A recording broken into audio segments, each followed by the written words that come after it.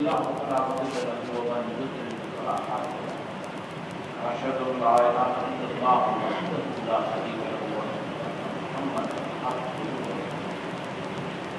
الله تبارك وتعالى في كلام المجيد أعوذ بالله من الشيطان الرجيم بسم الله الرحمن الرحيم والذي أرسل رسوله بالهدى ودين الحق ليظهره على الدين كله ولو كره قال رسول الله صلى الله عليه وسلم اتقوا فراخة المؤمن إنه يظهر الله جناب مانوتن صاحب جناب احمد صاحب جناب مجاہد صاحب دو چیزیں آپ کی خدمت میں پیش کی ہیں. کوشش کروں گا کہ میں اس وقت اس امت کا جو لوحہ رویا جا رہا ہے اس سے ذرا باہر آپ کو لے کے آؤں. ایک تو وہ مشہور آیت ہے اللہ تبارک و تعالیٰ نے اس سے مخصوص لے ہے کہ اللہ تبارک و تعالیٰ نے ایک رسول کو مخصوص فرمایا ہے تاکہ اس دین کو تمام مدیان پر غالب کرے. اور دوسری جو حدیث میں نے آپ کو سامنے تلاوت کی اس کا مفہوم اور مطلب یہ ہے اتقوا فراخۃ المؤمن، مومن کی فراخت سے ڈرو. اتقوا وہ لفظ ہے جو اللہ تبارک و تعالیٰ نے اپنے لیے استعمال کیا ہے. اللہ اللہ اس لیے کیوں انہو یظہر بنور اللہ، اللہ کے نور سے دیکھ رہا ہوتا ہے.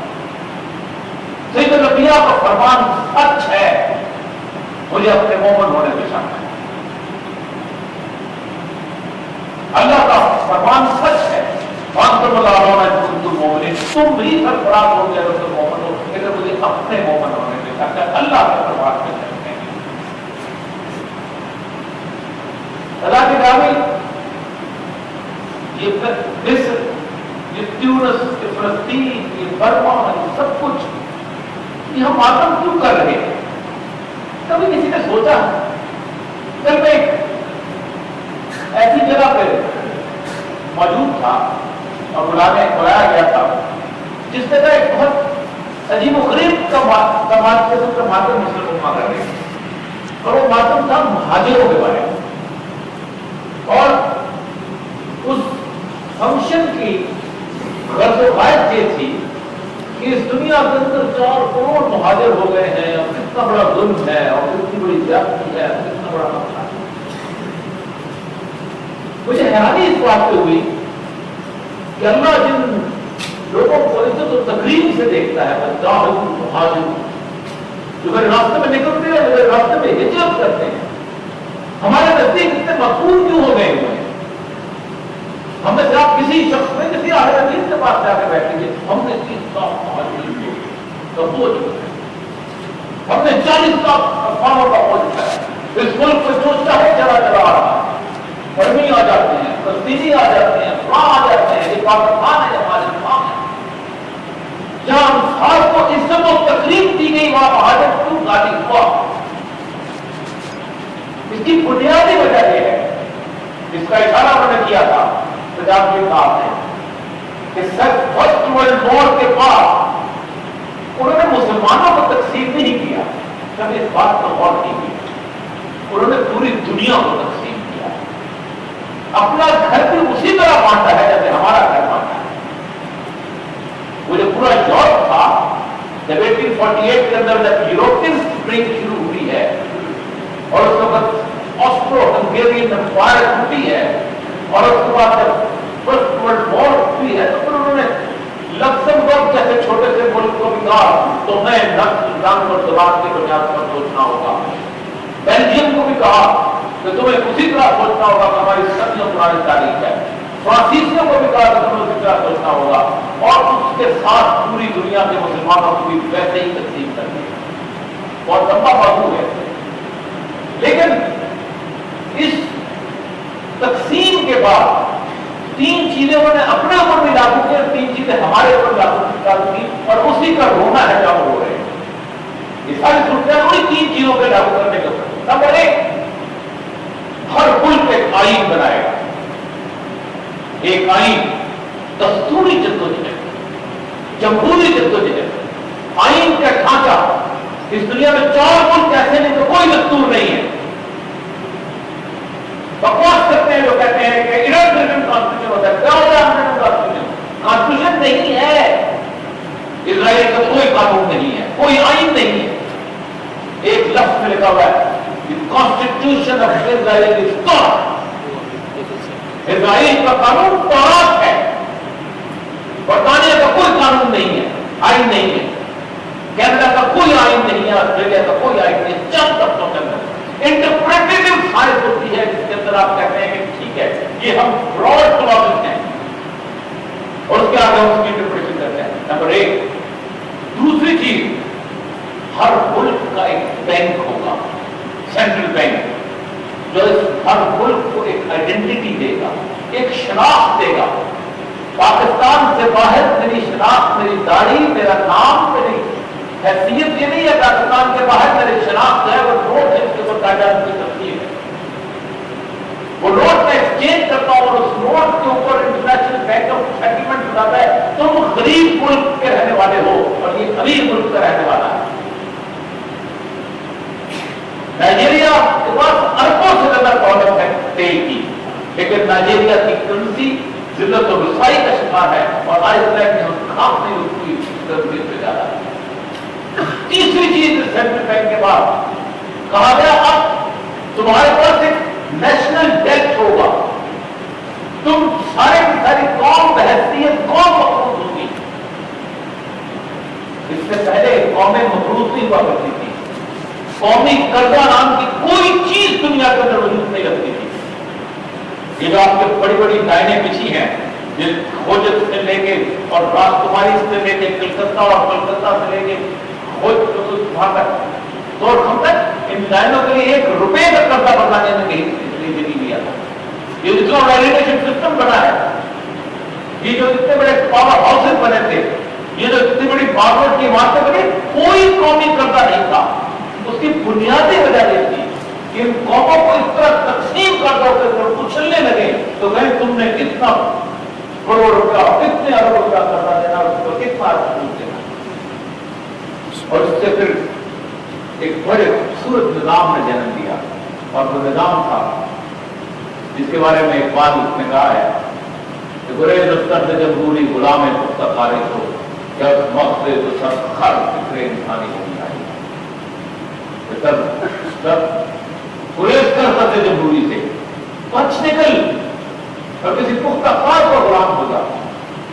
اور اس لیے کہ 200 کروڑ کے دماغ سے انسانوں کی فکر پیدا نہیں. ایک فرعون کا اختیار جو ہے وہ 400 فرعونوں کے اندر تقسیم کر دیا گیا. اللہ تعالیٰ بتا رہا ہے جس امت کو صرف ایک درس دیا تھا. سید الانبیاء نے فرمایا پیدا بیت الخلیفتین، جب تمہارے درمیان 2 خلیفوں کی بیعت ہو جائے تو پار والے کو قتل کر دو. 57 خلیفہ لے کے بیٹھے ہوئے. ہماری ساری کی ساری اسلامی تحریک ان باؤنڈری کے اندر قید ہو چکی. مصر والے پاکستان کا اوپر ہوتے ہیں، پاکستان والے برما کا اوپر ہوتے ہیں، برما والے اس کا سودان کا اوپر ہوتے ہیں، سودان والے کسی اور پر ہوتے ہیں. اور پھر ہمارے ہم بڑی خوبصورت سی بات ہوتی ہے، سبحان اللہ، ہم ان کی اخلاقی اور صحت کی مدد کرنا چاہتے ہیں. ہم ان کے لیے رایامہ ہم بات کریں. اللہ کا کلام کہتے ہیں کہ تم اس قریت ظالم پہ جا کے مدد کیوں نہیں کرتے ہو؟ تمہیں کیا ہو گیا ہے؟ اٹھائیں قرآن کی آیات. ہم اس قدر بزدل مسلمان ہیں کہ سارترے فرانس سے اٹھتا ہے، الجزائر میں جا کے اپنے ملک کے خلاف کرتا ہے، اسے کوئی شدت اور پریشانی کا سامنا نہیں کرنا پڑتا. ہیرو ہے، نوبل پرائز دیتا ہے، چیکویرا بولیویا سے اٹھتا ہے. کبھی اس ملک میں کبھی اس ملک میں آخر میں کیوبا میں جا کے رہتا ہے. کبھی کسی نے کہا چیکویرا غلط ہے. فرانس کے 3 بڑے نوبل بہت بڑے لارڈ ویتنام میں جا کے جنرل زیڈ کے ساتھ کرتے ہیں. کبھی کسی نے کہا وہ غلط کام کیا؟ یہ منافقت کا مسلمان کے حصے میں آ رہی تھی. اس شہر کے اندر دیکھیے آپ 1970 سے لے کے 2005 تک کی چیک وجہ سے تصویریں لوگوں کی گھروں میں ٹرینسفارمر میں ان کی کاروں کے بیک اسکرین پر لگی ہوئی تھی کہ نہیں؟ کسی نے ساتویں کو دہشت گرد کہا؟ ہم نے خود کہا ہماری سرزمین استعمال نہیں ہونی چاہیے. اللہ حکم دیتا ہے کہ تم ظالم کی جا کے مدد کرو. اس کی بنیادی وجہ یہ ہے کہ جب ان سب کو تقسیم کیا گیا تو جو بیج بویا گیا تھا قومیت کا اور نسل کا اور رنگ کا, اس کو خوبصورت سے وعدہ کیا گیا کانسٹیٹیوشنلزم کا. یہی وجہ ہے کہ 1982 میں جب حافظ الاسد نے اپنے ٹینک چلائے تھے, آپ کو شاید یاد نہیں ہوگا, اس شہر کے اندر رحمہ شہر جو تھا 27 دن کا محاصرہ تھا شام کا. 27 دن کا 40,000 بندے قتل کیے گئے تھے اور ان کی لاشوں کو کتوں کی طرح گھسیٹا گیا تھا. اس وقت بہت بڑی بڑی اسلامی ریاستیں موجود تھیں. آیت اللہ خمینی کا انقلاب ایران میں آ چکا تھا. تمام ایک لفظ میں بولا گیا. کیوں؟ اس لیے کہ اسٹریٹجک صورتحال یہ ہے, انٹرنیشنل صورتحال یہ ہے. آج اگر ہم شام کے خلاف بولیں گے تو وہ جو کریزن بنتا ہے ایک خاص قسم کا جس میں کل ہماری مدد ہوگی, وہ نہیں ہو سکے گا. یاد رکھیے 70 سال انہوں نے قومیتوں کی بنیاد پر ہمیں تقسیم کیا اور ہم تقسیم ہو گئے. لیکن ہم نے انہیں خود ایک راستہ دیا عرب و عجم کی لڑائی کا اور شیعہ سنی کی تبدیلی کا. ہم نے راستہ دیا ہے اور ہم اس کو ڈھکنے گیا. ہم نے راستہ دیا ہے. حسن رضوی نے کہا کہ میرے سپاہی شمالی اتحاد کے ساتھ کرتے رہے, امریکیوں تم شرم کرو, تمہیں ذرا سا خیال نہیں ہے کابل کی فتح میں ہم نے تمہارا ساتھ دیا. صدام امریکہ حملہ ہوگا تو سب کی باتیں کھل گئی, سعودی عرب کی بھی کھل گئی, او یہ تو بہت بڑے مسئلہ تھا ہمارے لیے. کویت کی بھی کھل گئی, ایران کی بھی کھل گئی. اور امریکہ نے کیا کہ اس پورے علاقے کے اندر جب وہ جانے لگا تو اس طاقت کو کہ جہاں ایران کے لیے سب سے بڑا مسئلہ تھا اس کو ہموار کر کے چلا گیا. 2003 میں 1660 ٹینک تھے ایران کے پاس اور 1800 کے قریب ٹینک تھے عراق کے پاس. آج ان کے پاس 350 ٹینک ہیں اور ایران کے پاس 1700 کے قریب ہو چکے ہیں. اس وقت اس کے پاس 278 یا 318 جہاز تھے کمپیکٹ جو ہوتے ہیں اور ایران کے پاس تقریباً 270 تھے. آج اس کے پاس ایک کمپیکٹ ایئر کرافٹ نہیں ہے اور ایران کے پاس تقریباً 318 ہو گئے. ایک راستہ ہموار کیا گیا. کوئی سوچتا ہے کہ یہ راستہ کیوں ہموار کیا گیا؟ یہ راستہ اس لیے ہموار کیا گیا کہ اس راستے سے ہم بحرین, ہم کویت, ہم شام, ہم حزب اللہ, ہم مصر تک پہنچیں گے اور ایک ایسی تفریق کو کے درمیان تقسیم کریں گے کہ جن کو 2 طاقتوں کے ذریعے سے لڑائیں گے. بڑی آسانی سے کہا جاتا ہے کہ سعودی عرب اس کو حملہ کر اس کو مدد کرتا ہے اور القاعدہ کو جہاں مدد کرتا ہے. منافقت جو ہے یہ امریکہ کی نہیں ہے, ہم سب کی ہے. ہم سب بنیادی طور پر اسلامی حکومتیں نہیں, ہم اسٹریٹجک کنٹریز ہیں جو انہوں نے بنایا تھا وہ اسٹریٹجک کنٹریز کے اندر. لیکن میرا حلقیہ کیا ہے؟ میرا حلقیہ یہ ہے کہ ہماری ساری اسلام کی تنظیمیں اسٹریٹجک تنظیمیں. میں نے شاید کہیں کہا تھا اطالہ مینگل, خیر بسمری, واسپت پزنجو, جی ایم سید کھڑے ہو کے یہ کہہ سکتا ہے کہ یہ آئین مجھے سیٹسفائی نہیں کرتا, یہ آئین میرے تحفظات ہیں اس کے اوپر, یہ نظام میرے معاملات کو درست نہیں کر سکتا. ہم سمجھتے پوچھتے ہوئے بھی سمجھتے ہیں کہ ہمارا بغاوت سائنس سے اڑایا گیا ہے, لیکن اس کے باوجود ہم سمجھتے ہیں کہ نہیں. اور یہی قصور تھا اخوان المسلمین کا. کیا سمجھتے ہیں کہ صرف ایک الیکشن جیتنے کے بعد اس الیکشن سے تو کبھی امریکہ میں بھی ڈھنگ کی حکومت نہیں آئی، مسلمانوں میں کہاں سے آئے؟ کچھ کہتا ہے کہ امریکہ میں ایک ریپرزینٹیٹو گورنمنٹ ہے، جس ملک کے الیکشن میں بل کلنٹن کے ووٹس میں 75% عورتیں صرف اس لیے ووٹ دیتی ہیں کہ ان کے خوابوں میں آتا ہے اور جنسی قسم کے خیالات ابھارتا ہے۔ وہاں رائے تخلیق ہوا کرتی ہے، 15 دن کا میڈیا اور 20 دن کا میلہ اور 40 دن کے مختلف قسم کی صورتحال کے اندر لوگوں کو آگے پیچھے لگانا، اور اس کے بعد جو چاہا ہے جس سے چاہا ہے کروایا ہے کیا۔ دنیا کے اندر صرف 2 چیزیں ایسی ہیں جس کے بارے میں مسلموں کو سوچنا ہے، اور یہ بہت ضروری ہے، ورنہ کل یہاں پر حافظ صاحب شام کا نوحہ جو ہے وہ گانے کے لیے ہم سب کو اکٹھا کریں گے، پرسوں برما کا کریں گے، اس کے بعد کسی اور کا کریں گے۔ مولانا حیدر جب ملا عمر سے ملنے گئے اور کہا کہ خام بن لادن جو ہے اس کو حوالے کر دو، میں اس وقت نزدیک ایک ضلع میں ڈپٹی کمشنر تھا، اور مولانا عبدالغنی برادر میرے پڑوس میں وہاں گورنر تھے، عبدالغنی برادر نے کہا اور مولانا عمر نے 3 چیزیں کہی۔ ایک کہا کہ مجھے یقین دلا سکتے ہو کہ میں اگر خام بن لادن کو آپ کے حوالے کروں گا تو کیا امریکہ ہم پر حملہ نہیں کرے گا؟ جواب نہیں۔ اور دوسری بات اس نے کہا تھا، دیکھو پشتو کا لفظ ہے، ایگزیکٹ ترجمہ پنجابی میں ہوتا ہے واڑیاں نہ لگاؤ، آج ہماری باری ہے، کل آپ کی باری ہے۔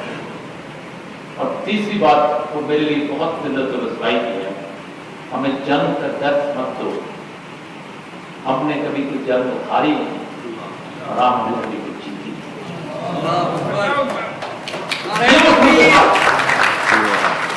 یہ وہ صورتحال ہے کہ جس کے بعد پاکستان کی سرزمین سے 57,000 دفعہ امریکن جہاز اٹھا کے دیکھیے، سینٹ کی ان کی جو رپورٹ ہے پاک یوز ریلیشن شپ سینٹ کی عام ویب سائٹ میں مل جائے گی کہ پاکستان سے 57,000 دفعہ جہاز اڑا ہے اور انہوں نے مسلمان بھائیوں کے جسموں کے پرچے اڑائے ہیں۔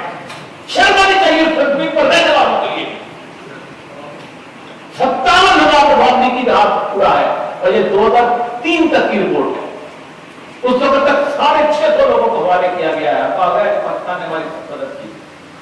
پڑوس میں ایران تھا، پڑوس میں پاکستان تھا، اور آپ کے راستے میں جب سدا کے پرچم لہراتے ہوئے آئے تو کون تھا جس نے اس کا ساتھ دیا؟ یہ وہ نظریہ ہے وہ تقسیم کا کہ جو سب سے پہلے پاکستان کا مفاد آپ کے سامنے لے کے آیا۔ کہنے کی جو بات میں کرنا چاہتا ہوں کہ یہاں پر یاد رکھیے، دنیا بھر میں آپ ایک خلیفہ تو منتخب نہیں کر سکتے، لیکن کیا پوری دنیا کے اندر مسلمان تحریکیں ایک اجتماعی پلیٹ فارم نہیں بنا سکتے؟ ایمنسٹی انٹرنیشنل ایک ہے، کوئی نہیں کہتا تمہارا ایک سربراہ کیوں ہے، ہیومن رائٹ واچ ایک ہے، کوئی نہیں کہتا تمہارا ایک سربراہ کیوں ہے، تم خانوں میں تقسیم کیوں نہیں ہوتے؟ آسما جہانگیر جہاں سے چیختی ہے امریکہ کے ساتھ آواز کھڑی ہوتی ہے اور پوری دنیا کے اندر ایک آواز آتی ہے۔ ورلڈ وائڈ لائف پرزرویشن ایک ہے، تمام پروٹیکشن اور ہیومن رائٹس کے سروائیول کے لیے جدوجہد کرنے والی این جی اوز اور فریم ورک کے اندر کام کرنے والی ایک ہے، پروٹیکشن فار دا جرنلسٹ کی تنظیم پوری دنیا میں ایک ہے۔ ہم خلافت بدلیں گے، ہم خود ایک آدمی سطح پہ ایک نہیں ہو سکے۔ ہم کہتے نہیں ہم ان کے اخلاقی اور سیاسی اقدام مدد کریں گے اور ہم یہاں پر اپنی حکومت کو مجبور کریں گے، یہ حکومتیں مجبور ہونے والی سود پہ پلے ہوئے اور یورپ کے اور امریکہ کی دروازوں کے اوپر سجدہ ریز لوگ کبھی کسی عوامی اجتماع سے کھڑا کرتے ہیں؟ حکومتوں سے مجبور۔ ایک چیز بہت ضروری ہے، القاعدہ ایک ہو سکتی ہے، ہو سکتا ہے कई मुताबिक हो, लेकिन ये सारी की सारी तंजीमें जो जमहूरी जदोजहद पूरी दुनिया के अंदर एक जमहूरी जदोजहद शुरू है। एक बात ये बहुत जरूरी है कि इस वक्त आलमी सतह पर, और मैं दरखास्त करूंगा इन सब लोगों के आपस में रास्ते, एक नहीं बनती ओआईसी, नहीं बनती मुसलमान तंजीमों की एक ओआईसी तो बने, तमाम आलमी तंजीमें एक सतह पर इकट्ठी हो जाए कि नहीं। जिस वक्त यूरोपियन यूनियन का झगड़ा उठा था और जब दुनिया उनको भी तस्लीम किया गया था, मैंने बात की है, तो किसी बादशाह ने नहीं कहा था, किसी हुकूमत ने नहीं कहा था कि हम एक होना चाहते हैं। लोग उठे थे, पहले पूरा कोर ग्रुप बना था मुख्तलिफ लोगों का इकट्ठा कि अब यूरोपियन यूनियन एक झंडे के तहत, एक आइन के तहत, एक पार्लियामेंट के तहत इकट्ठी हो जाए। हमको पहले सबसे पहली बात उस वक्त जब आप सूरत में होंगे तो फिर आप, वरना याद रखिए जिस तरह की ये सूरत बन रही है, बहुत से लोग अहले नजर और वो लोग जो सैयदुल अंबिया सल्लल्लाहु अलैहि वसल्लम की इस दौरे कुतुब की अहादीस को देखते हैं, उनको अंदाजा तो है कि इस उम्मत पर बड़ा कड़ा वक्त आने वाला है और बहुत कड़ा वक्त। लेकिन एक बशारत बड़ी कमाल की है।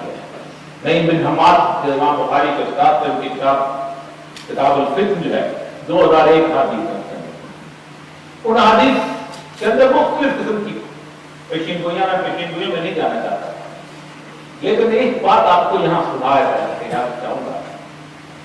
आपने फरमाया मलहमतुल कुबरा, बड़ी जंग जो आखिर में होनी है, उससे पहले एक काम जरूर होगा इस दुनिया में, कि दुनिया दो खैमों में तकसीम हो जाए, एक पर मुकम्मल तौर पर कुफ्र होगा और एक पर मुकम्मल तौर पर ईमान होगा।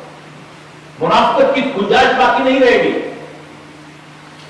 और याद रखो, आज जो लोग ये समझते हैं कि हम सल्फियों को सपोर्ट करके मिस्र के अंदर और इस जजीरा नुमा अरब के अंदर इख्तियार हासिल कर लेंगे, उनके लिए सैयदुल अंबिया की वो हदीस जो कर्तबी नबी और नईम बिन हम्माद ने लिखी है कि जजीरा नुमा अरब को सब खराब होगा जब मिस्र खराब हो जाएगा, सुनाना चाहूंगा। और दूसरी, जो लोग ये समझते हैं कि हिजबुल्लाह और उसके साथ इराक और उसके साथ लेबनान और बहरीन की इस पट्टी और शर्क के साथ हम ये लेके जाएंगे, उनके लिए इस बात को याद रखना चाहिए कि जिस तरह की तबाही और आफत आपके बारे में प्लान की जा रही है, आपको ना बरेलवियों को अपने मदार याद रहेंगे, ना सल्फियों को किसी का शिर्क याद रहेगा, ना शियों को मातम याद रहेगा, ना अहले हदीस को गैर मुक़ल्लिद होना याद रहेगा। सब अपने बच्चों की, अपनी बीवियों की लाशों पर रो रहे, किसी को कोई मकसद याद नहीं रहेगा उस वक्त। और यही हुआ है, हमने बारियां लगवाई, जिन टैंकों से सुन्नी रोंदे गए, उन्हीं टैंकों से शिया रोंदे जाएंगे शाम के अंदर। जिन जहाजों से और जिन पायलटों से अफगानिस्तान के अंदर बमबारी हुई, वही पायलट मिस्र के अंदर और शाम के अंदर बमबारी करेंगे। लेकिन वो ख्वाब जो था उनका पूरा होता नजर आ रहा है कि इस उम्मत को उस फॉल्ट लाइन, उस के अंदर तकसीम कर दिया जाए। दो चीजें, एक इस पूरी उम्मत की मनोबल के साथ तंजीम से ताल्लुक करते हैं, एक आलमी सतह पर मुख्तलिफ तंजीमों से इनके रवाब, एक तमाम मालूम इस्लाम की वो तंजीमें जो समझती हैं, उनका एक फोरम, ये ओआईसी का फोरम नहीं, ये फिक्र हुआ का फोरम नहीं, ये काफलेसों का फोरम नहीं, जद्दोजहद करने वालों का एक फोरम बहुत जरूरी है। और दूसरी चीज, शर्मिंदगी, इस बात का ताल्लुक मेरे अल्लाह ने मुसलमानों के अंदर रखा है।